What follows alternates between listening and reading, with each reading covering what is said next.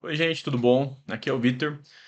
E eu queria falar sobre Hayao Miyazaki. Eu queria falar sobre a minha pesquisa, mais especificamente sobre as conclusões da minha pesquisa a respeito desse diretor aí que ele ficou tão famoso, né? Ficou tão conhecido. Recentemente, esse ano, eu participei do Experimenta Anima 2024, que é um evento sobre animação promovido pela UTFPR, que é a Universidade de Tecnologia Federal do Paraná, e eu apresentei lá numa live que teve no canal deles, do núcleo de animação experimental, e foi bem legal, assim, foi interessante poder falar a respeito da minha pesquisa, apesar de não ter tido muito tempo, a gente tinha um tempo limitado ali, 10 minutos, 15 minutos, eu acabei estourando um pouco, então, já que eu tenho essa plataforma aqui, vamos ver se eu consigo falar um pouquinho a respeito do que foi dito lá, né? Eu vou passando as imagens da apresentação que eu tenho aqui, que eu acho que vai ficar mais fácil.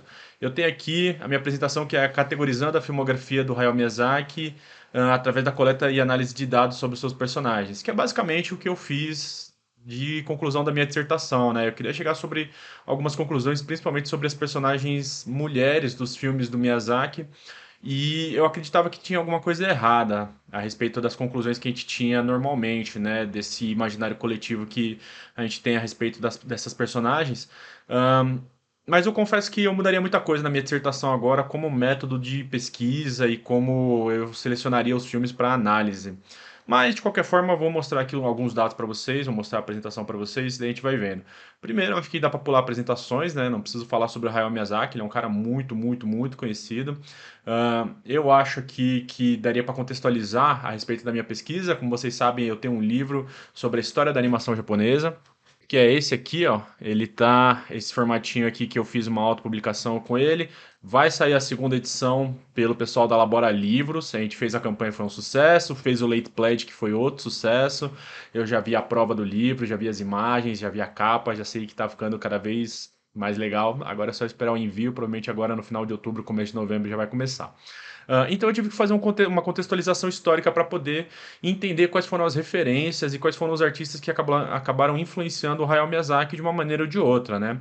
E pulando isso, a gente tem os filmes. No caso aqui, eu fiz um recorte dos filmes, né? Eu peguei desde o Castelo no Céu, que é de 1985, e até o Vidas ao Vento, que é de 2013. Então eu fiz um recorte aí que são os filmes que eu acabei analisando na minha dissertação e é o que eu acabo focando, né, no fim das contas, para poder chegar a essas conclusões. Eu tenho aqui, ó, só esse slide para mostrar os filmes que ficaram de fora, né? Não incluiu Nausicaa do Vale do Vento, apesar de muitos considerarem ele um filme do estúdio Ghibli. Ele não é um filme do estúdio Ghibli, ele foi feito antes da fundação do estúdio. Esse aí é o cartaz do Boro, a Lagarta, que é um curta-metragem que, só para exemplificar a respeito dos curtas-metragens que estão sendo exibidos lá no Museu do Estúdio Ghibli, ou seja, eu não tenho acesso a esses filmes, né? Não consigo assistir. O On Your Mark, que é um videoclipe que foi dirigido pelo Hayao Miyazaki, então ele também fez trabalho de videoclipe.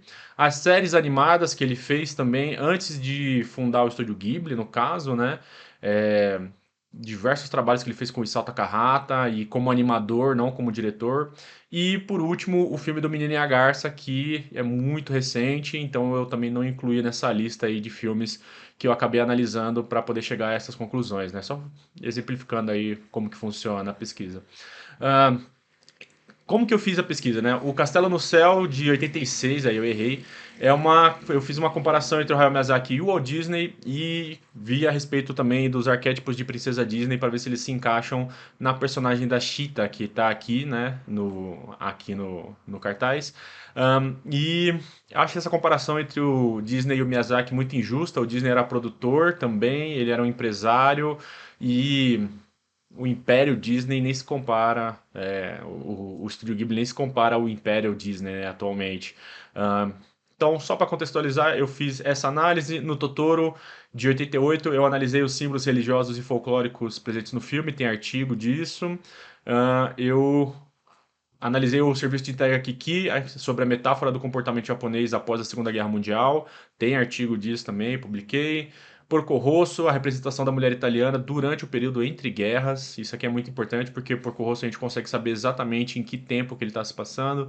Então, Esse aí, no caso, também tem artigo, publiquei alguma coisa a respeito já. Princesa Mononoke, que eu fiz uma análise sobre a trilha sonora e os timbres dos instrumentos musicais. Eu não consegui publicar nada dele ainda, porque, afinal de contas, a trilha sonora não é exatamente a minha linha de pesquisa, mas eu achei que foi importante para poder contextualizar a respeito desse aspecto das produções do Miyazaki também. A Viagem de Chihiro, de 2001, análise das criaturas e seus significados metafóricos presentes nos filmes. O Castelo Animado sobre adaptações da animação, né, a transposição do livro para o filme, né, para quem não sabe, o Castelo Animado é o primeiro de uma trilogia de livros e daí o Hayao Miyazaki fez uma adaptação direta, inspirada até, eu acho, né, o Miyazaki ele não se preocupou tanto assim em fazer algo muito semelhante ao que tinha no livro. Uh, eu acho que eu publiquei alguma coisa a respeito disso também, tem artigo. Pônio sobre o insólito e as adaptações de diversas culturas para a criação desse filme. Para quem não sabe, o Pônio ele é uma mistureba de um monte de coisa. Eu acho que tem palestra aqui no YouTube também, aqui no meu canal, na playlist ali sobre essa parte, esse aspecto também. E Vidas ao Vento sobre o vazio narrativo da montagem e o mar, né? O mar é aquele conceito de vazio com significado presente nos filmes do Miyazaki. E daí eu tenho aqui algumas análises de gráficos, né? Por exemplo, o grau de parentesco dos personagens nos filmes, tanto o parentesco das personagens mulheres quanto dos personagens homens, né? E daí no caso aqui a gente consegue ver que tem muito marido, né? No caso aqui dos homens tem muitos personagens que são maridos, equivalente ali tem mais ou menos as esposas, só que tem muito mais irmãs e mães e filhas do que todos esses outros aí que eu não consegui identificar. Fiz uma relação aqui a respeito da idade dos personagens, tanto masculinos quanto femininos, os homens e as mulheres. Aqui, no caso das mulheres, a gente tem uma faixa etária aqui entre os 31 e 40 anos, que são 11 personagens. E nos homens também, ó, a maioria deles está entre 31 e 40 anos, 21 aqui, personagens que eu consegui identificar que possuem essa idade. De novo aqui agora a relação das ocupações dos personagens, que cada um deles faz. Nas mulheres, a maioria delas são velhinhas, são anciãs que estão trabalhando como conselheiras, como guias ali para os personagens. No caso aqui, em segundo lugar, das mulheres, a gente vai ter bruxas, né? Muitas bruxas, par românticos e deuses e espíritos. E em relação aos homens, a gente vai ter deuses e espíritos ali no topo. Depois, piratas. Esse dado aqui dos piratas se deve principalmente por causa dos piratas voadores lá no Castelo do Céu. E depois aqui, engenheiros, né? Então tem bastante aqui também. E daí, a gente consegue fazer uma categorização desses filmes, né? No caso, são filmes que possuem um período histórico que é facilmente identificável, que no caso é o Porco Rosso, que se passa no período entre guerras, e o Vidas ao Vento, que se passa antes e durante a Segunda Guerra Mundial, no caso, então são filmes que são muito facilmente identificáveis. Filmes que são adaptações de literaturas, né? Então temos o Kiki, que é adaptado do livro da Iko Kadono. A gente tem o Castelo Animado, que é adaptado do livro da Diana Wynne Jones. E tem o Pônio, que é uma mistureba de vários contos e histórias, mas que é basicamente uma história da Pequena Sereia do Hans Christian Andersen também. Então esses são os filmes que a gente consegue ver claramente quais são as inspirações que o Hayao Miyazaki teve, e são inspirações diretas, né, para ele adaptar para os filmes dele. A gente tem aqui obras que são criações originais do Hayao Miyazaki, que até possuem algum tipo de inspiração literária, mas é muito mais insípido, assim, a gente não consegue perceber exatamente quais foram as inspirações, né? Então, por exemplo, para quem não sabe, o Castelo no Céu, ele foi uma adaptação de algumas coisas do Viagens de Gulliver, que eu acho que eu tenho aqui, vou mostrar para vocês depois. O Totoro, ele tem uma certa inspiração, o Totoro eu acho que não tem inspiração nenhuma. O Totoro eu acho que não tem inspiração nenhuma, não consigo lembrar de cabeça agora, apesar de ter alguns elementos que lembram Alice no País das Maravilhas. Princesa Mononoke, na concepção dele, ele era algo mais aos moldes do Bela e a Fera, né? E o Viagem de Chihiro, que também é uma grande adaptação ali do Alice nos Países das Maravilhas, também tem uma inspiração muito forte, mas acaba fazendo a sua própria coisa, né? Virando seu próprio elemento ali. E daí eu faço a categorização, por exemplo, dos filmes que têm protagonistas homens. E os filmes que têm protagonistas homens ao invés de mulheres, eles são os filmes que têm um período histórico facilmente identificável. No caso, a gente tem o Jiro Horikoshi e o Marco aqui, que são dois personagens que são homens, né? Nos filmes que são adaptações de literatura, a gente tem três aqui, onde tem a Kiki e a Sophie, que são protagonistas mulheres, e no caso aqui a gente tem a Ponyo e o Sosuke, que daí tem um coprotagonismo, né, entre uma mulher e um homem. Então temos a maioria aqui de protagonistas mulheres. Nesses outros filmes que são criações originais do Hayao Miyazaki, a gente vai ter protagonistas que são mulheres, homens e co-protagonistas. No caso aqui, a Chihiro, ela é uma protagonista que não tem um co-protagonismo de um homem. A gente tem as duas irmãs aqui, a Mei e a Satsuki, que são mulheres. A gente tem, nesses outros dois casos aqui, no Castelo, no Céu e no Princesa Mononoke, co-protagonismo de homens e mulheres, né? A Chita e o Pazu, o Ashitaka e a San também, apesar do Ashitaka eu acho que ele ser um pouquinho mais protagonista do que a San, no caso do Princesa Mononoke. E uma coisa a se notar também é que eles dois, né, o San a San e o Ashitaka, eles são mais velhos. Uh, Agora falando sobre a Viagem de Chihiro, né? Eu acho que essa impressão que a gente tem, que o Miyazaki ele costuma usar muito mais protagonistas, mulheres nos filmes dele, se deve principalmente ao Viagem de Chihiro, por causa desses dados que tem ali, né? Principalmente em relação à arrecadação e principalmente sobre o espaço que acabou dando no Ocidente em relação a essas obras do Hayao Miyazaki. Então, vendo esses dados aqui, inclusive na parte de premiação, a gente consegue ver que o Chihiro foi um grande expoente aqui no Ocidente para a popularização do Hayao Miyazaki e do Estúdio Ghibli. Então, eu acho que esse filme aqui é crucial para a gente poder entender essa imagem que existe a respeito das personagens mulheres nos filmes dele. Ahn, que eu acho, no fim das contas, né? Quando a gente pesquisa aqui a respeito do Google Acadêmico, a respeito de mulheres no Miyazaki, existem bastante pesquisas a respeito disso, né? Nessa imagem aqui nós temos 3.880 resultados em diversas línguas aqui, falando, principalmente em inglês, falando a respeito disso.